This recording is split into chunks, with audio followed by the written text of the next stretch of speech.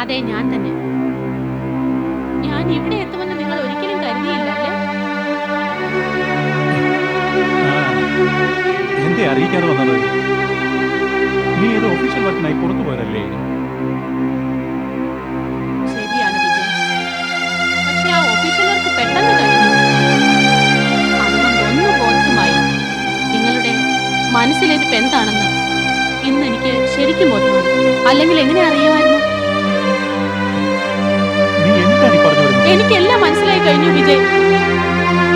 നിങ്ങൾ പ്രേമിക്കുന്നത് എന്നെയും കെട്ടാൻ പോകുന്നത് മറ്റാരെയോ ആണെന്ന് മനസ്സിലായി.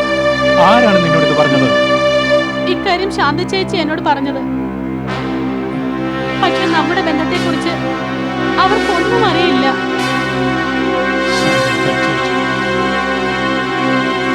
ആ, ശാന്ത ചേച്ചി.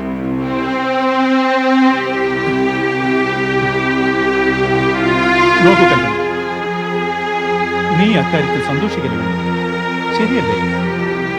അതെ, സന്തോഷായി.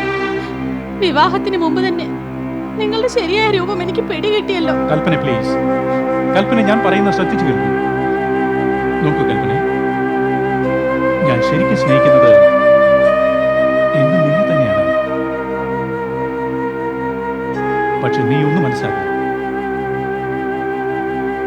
പ്രേമിച്ചതുകൊണ്ട് മാത്രം ജീവിതത്തിൽ മുന്നേറാൻ സാധിക്കില്ല. കൽപ്പന, നീ വിഷമിക്കുന്ന യാതൊരു കാര്യമില്ല.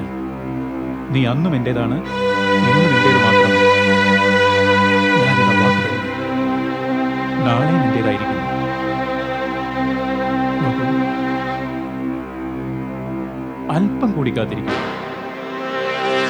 അടുത്ത് തന്നെ എന്റെ വിവാഹമാണ്.